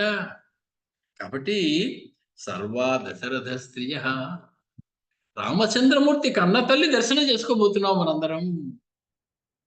రాముణ్ణి కన్న తల్లిని చూద్దామమ్మా, అయోధ్యని చూద్దామమ్మా, సరయూ నదిని చూద్దామమ్మా, త్వరగా రా అనేటప్పటికి సుగ్రీవస్య వచ శ్రుత్వా తారా సర్వాంగ శోభన. పరమాద్భుతమైనటువంటి అలంకారములు చేస్తున్నటువంటి మహాపతివ్రతి అనేటువంటి తారాదేవి అక్కడ ఉన్నటువంటి వానర స్త్రీలందరినీ కూడా పిలిచింది. ఆహూయ చాబ్రవీత్ సర్వా వానరాణాంతృయోషితః సుగ్రీవేణాభ్యనుజ్ఞాతా గంతుం సర్వైశ్చ వానరైః మమ చాపి ప్రియం కార్యం అయోధ్యా దర్శనేన చ. అందరూ రండి, త్వరగా రండి, గబగబా అలంకరించుకునండి. అందరం అతిథులుగా, అయోధ్యాధిపతికి అతిథులుగా మనం వెళ్ళాలి, అయోధ్య నగరాన్ని చూడాలి. నాకు ఇష్టం కలిగేలాగా మీరందరూ రండి. ప్రవేశం చైవ రామస్య పౌరజానపదై సహ. కా అదృష్టం మనందరికీ. ఏమిటి అదృష్టం? రామచంద్రమూర్తి అయోధ్య నగరంలోకి ప్రవేశిస్తూ ఉంటారు, అది చూడాలి. రామచంద్రమూర్తి చాలా కాలం తర్వాత అయోధ్య నగరంలోకి వస్తూ ఉంటే వాళ్ళందరూ మేళతాళాలతోటి ఊరేగిస్తూ మహాగజం మీద ఎక్కించి ఆయన తీసుకెళ్తుంటే మనం చూడాలి. ఆ అదృష్టం మళ్ళీ రాదు మనకి. రామచంద్రమూర్తి అయోధ్య ప్రవేశం చేస్తూ ఉన్నది చూసేటువంటి అదృష్టం ఉంది. ప్రవేశం చైవ రామస్య పౌరజానపదై సహ విభూతిం చైవ సర్వాసాం శ్రీణాం దశరథస్య చ. అక్కడ ఐశ్వర్యం, అక్కడ స్త్రీల యొక్క భోగం, వాళ్ళు ధరించేటువంటి బట్టలు, వారు మాట్లాడుకునేటువంటి పద్ధతి, ఇవన్నీ చూడాలి మనం. దశరథ మహారాజు యొక్క భార్యలు, రామచంద్రుని యొక్క తల్లుల యొక్క దర్శనం చేసుకోవాలి, రండి. తారయా చ అభ్యనుజ్ఞాతాః సర్వా వానరయోషితాః. ఆమె అలా చెప్పగానే అక్కడ ఉన్నటువంటి వానర స్త్రీలందరూ కూడా నేపథ్య విధి పూర్వం తు కృత్వా చాపి ప్రదక్షిణం అధ్యారోహత విమానం తత్ సీతా దర్శన కాంక్షయా. అన్నిటికన్నా ఉత్సాహం అయోధ్య చూడడం కాదు, సీతమ్మను చూడాలి. ఏ సీతమ్మ కోసం రాముడంత విలవిల విలవిలలాడిపోయాడో ఒక్కసారి ఆ సీతమ్మను చూడాలి. ఆవిడేమన్నా ఆహ్వానించిందిట. ఏం అదృష్టం మంది అని చెప్పి నేపథ్య విధి పూర్వం అంటే అలంకారాలన్నీ చేసుకుని వేదిక మీద ఎక్కేటప్పుడు సరిగ్గా ఉండాలి. మన మన యొక్క కట్టు, బట్ట, ఆహ్, కట్టు, బొట్టు, జుట్టు అంటారు గురువుగారు. అవి చక్కగా ఉండాలి.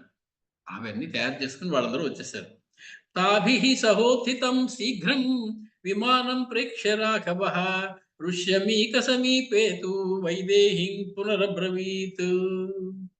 అలా చూస్తూ ఉండగానే వాళ్ళందరూ ఎక్కగానే విమానం మళ్ళీ పైకి లేచిపోయింది. తర్వాత వాళ్ళు ఏం చూసారో, ఎక్కడ దిగారో అవన్నీ మనం మళ్ళీసారి కలుసుకున్నప్పుడు చూడవలసి ఉన్నది. పరమాద్భుతమైనటువంటి రాముని యొక్క తిరుగు ప్రయాణంలో ఉన్నాం మనం. రావణ సంహారం తర్వాత ఆయన వానరులందరినీ తీసుకుని అయోధ్య నగరంలోకి ప్రవేశించబోతూ ఉన్నారు.